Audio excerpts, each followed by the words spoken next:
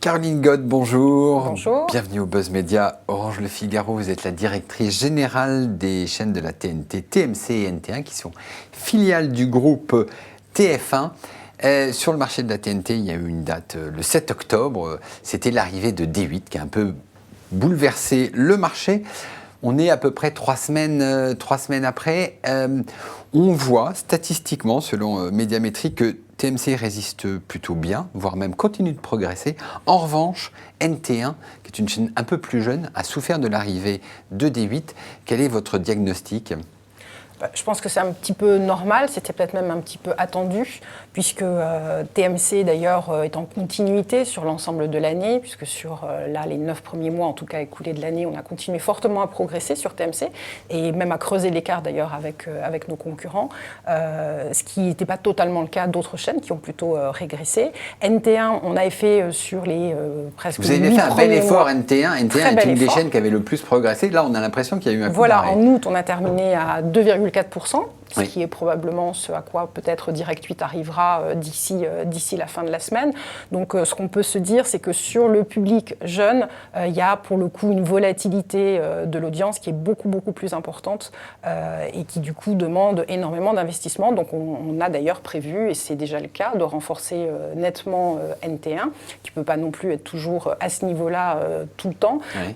Et notamment avec, on le verra dès la semaine prochaine, l'arrivée des frères Scott, qui est une très belle franchise. Donc on va proposer aux téléspectateurs de retrouver cette série qui est un gros hit générationnel sur l'intégralité des 8 saisons, et puis d'autres séries américaines inédites qui arriveront sur NT1 pour bien renforcer la chaîne. Ça veut dire effectivement là il faut renforcer la chaîne. Alors vous êtes lancé dans la production, on va bientôt voir un format court, comme on en voit de plus en plus, et un format humoristique inspiré du célèbre site VDM. Voilà. Ça sera quand à l'écran ? Alors, c'est vrai que, et sur TMC, et particulièrement sur NT1, on a globalement, d'ailleurs, dans le groupe TF1, on a vraiment à cœur de travailler particulièrement, en général, les œuvres patrimoniales et les investissements, que ce soit en fiction française. Nos chers voisins sur TF1. Quoi. Absolument. Ce qui était déjà un pari. Le pari de l'humour n'était pas spécialement gagné pour TF1. Donc là, ça va dans toutes les autres chaînes. Et puis sur VDM, on a la chance de donc un format court, donc une nouvelle écriture qui correspond bien à NT1, qui nous est proposée par Jean-Marc Dumontet, donc le producteur de Nicolas Canteloup. Donc ça sera la première production pour le coup audiovisuelle. Et ce qui est intéressant, c'est qu'on est vraiment pour le coup là sur un vrai défi, puisque c'est une franchise. C'est dans les 15 applis les plus téléchargés en France. Absolument. Donc c'est vraiment quelque chose. Et là, c'est très jeune. Enfin, j'allais dire, c'est moins de 35 ans. C'est vraiment la cible de la chaîne. C'est pas moins de 25 ans. C'est vraiment moins de 35 ans. Ils ont 1,5 million de personnes qui viennent pratiquement en quotidien sur le site. C'est des très jeunes entrepreneurs qui ont lancé ce site VDM, qui marche extrêmement bien. Beaucoup de produits dérivés. Et puis maintenant, la série qui arrivera en début d'année prochaine, elle est là actuellement en tournage encore jusqu'à la fin de la semaine. Ce que vous tournez aussi, alors là, ça va être pour TMC, puisque c'est pas du tout le même public, c'est le retour de la série mythique Sous le Soleil. Alors c'est un spin-off, comme on appelle, c'est Sous le Soleil de Saint-Tropez. Voilà. Parce que ça se passe à Saint-Tropez. Ça se passe à Saint-Tropez. Ça a passé. Sous le Soleil, ça a fait les beaux jours de TF1 pendant plus d'une dizaine d'années. Ça s'était arrêté il y a 4-5 ans. Vous reprenez le relais. C'est la même. C'est le week-end pour les ménagères, j'allais dire, de 5 ans. Peu plus de 50 ans. Sur TMC, à chaque fois, on essaye, TMC, NT1, et puis bien entendu avec TF1, on est toujours dans un travail de complémentarité très forte. Donc à la fois une complémentarité éditoriale, avoir des genres différents et des formats aussi différents. Donc sur notamment la fiction française, c'est vrai qu'il y a énormément de choses magnifiques qui sont faites par l'ensemble, notre groupe et puis également les concurrents. Mais en feuilleton, finalement, c'était un genre qui avait été délaissé, alors que ça fait les beaux jours finalement de l'Access, des chaînes publiques et privées pendant très longtemps. Nous, on est reparti sur justement ce format du 52 minutes, de la comédie sentimentale avec quand même pas mal de thrillers, puisque c'est maintenant nécessaire pour avoir suffisamment de suspense. Vous avez rajeuni sous le soleil ?